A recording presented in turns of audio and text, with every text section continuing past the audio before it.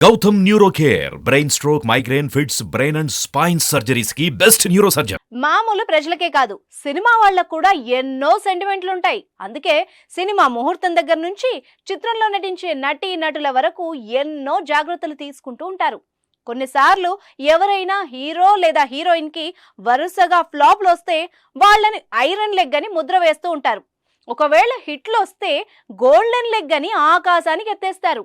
ఇవన్నీ ఒక రకమైతే కొంతమంది నటులు సినిమాలో చనిపోతే చాలు ఆ సినిమా సూపర్ డూపర్ హిట్ అని నమ్మే వాళ్ళు కూడా ఉన్నారు. ఒకప్పుడు క్యారెక్టర్ ఆర్టిస్ట్ అచ్యుత్ ఎక్కువగా అలాంటి పాత్రలే చేసేవారు. విచిత్రంగా ఆయన అలా చేసిన సినిమాలు అన్ని సూపర్ హిట్ అయ్యాయి. ఇప్పుడు అలాంటి సెంటిమెంట్ వరలక్ష్మి శరత్ కుమార్ విషయంలో కూడా జరుగుతోంది. ప్రస్తుతం తమిళ సినిమాల కన్నా తెలుగు సినిమాలతో బిజీగా ఉంది వరలక్ష్మి శరత్ కుమార్. ఈ మధ్య ఈ నటి నటించిన సినిమాలు అన్ని దాదాపు మంచి విజయం సాధిస్తున్నాయి. అయితే విచిత్రంగా ఈ హీరోయిన్ చనిపోయే పాత్రలు చేసే సినిమాలు సూపర్ హిట్ గా నిలుస్తున్నాయి. వరలక్ష్మి శరత్ కుమార్ హీరోయిన్ కాకపోయినా కొన్నిసార్లు వాళ్లను డామినేట్ చేసే స్థాయిలో స్క్రీన్ ప్రెజెన్స్ చూపిస్తోంది. వరలక్ష్మి శరత్ కుమార్ హీరోయిన్ కాకపోయినా కొన్నిసార్లు వాళ్లను డామినేట్ చేసే స్థాయిలో స్క్రీన్ ప్రెజెన్స్ చూపిస్తోంది.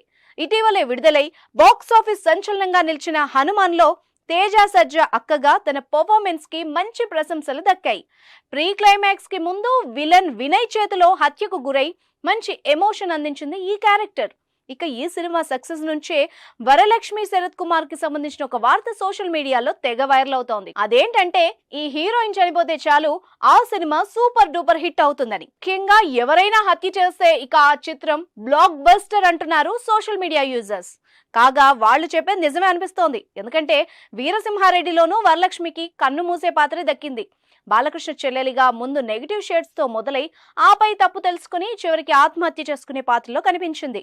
ఆ సినిమా గత సంవత్సరం సంక్రాంతికి విడుదలై సూపర్ హిట్ అయింది. ఇక అంతకు ముందు రవితేజ క్రాక్ లో సముద్రకనే సర్వస్వంగా పక్కనే ఉంటూ చివరికి అతని వల్లే హతమయ్యే జయమ్మగా ప్రేక్షకులను బాగా ఆకట్టుకుంది. ఈ సినిమా కూడా సంక్రాంతికి విడుదలవ్వడం విశేషం. గతంలో శోభన్ బాబు కూడా ఇదే సెంటిమెంట్ ను ఫాలో అయ్యేవారు. ఆయన నటించిన సినిమాల్లో దాదాపు 2 భార్యలతో సెంటిమెంట్ ను పండించారు. ఇలా 2 భార్యలతో తీసిన అన్ని సినిమాలు దాదాపుగా సూపర్ హిట్ అయ్యాయి. మొత్తానికి 3 సంక్రాంతిలకు వచ్చిన ఈ 3 సినిమాల్లో కూడా హత్య లేదా ఆత్మహత్య గురయ్యే పాత్రలు చేసింది వరలక్ష్మి. నటన పరంగా అన్నింటికీ ప్లస్ గా నిలవడమే కాక ఆ సినిమాలతో సూపర్ సక్సెస్ కూడా దక్కించుకుంది. గత కొన్నేళ్లుగా వరలక్ష్మి శరత్ కుమార్ టాలీవుడ్ లో తనదైన ముద్ర బలంగా వేస్తోంది. మరి రాబోయే రోజుల్లో ఈ నటికి ఎలాంటి పాత్రలు వస్తాయో వేచి చూడాలి.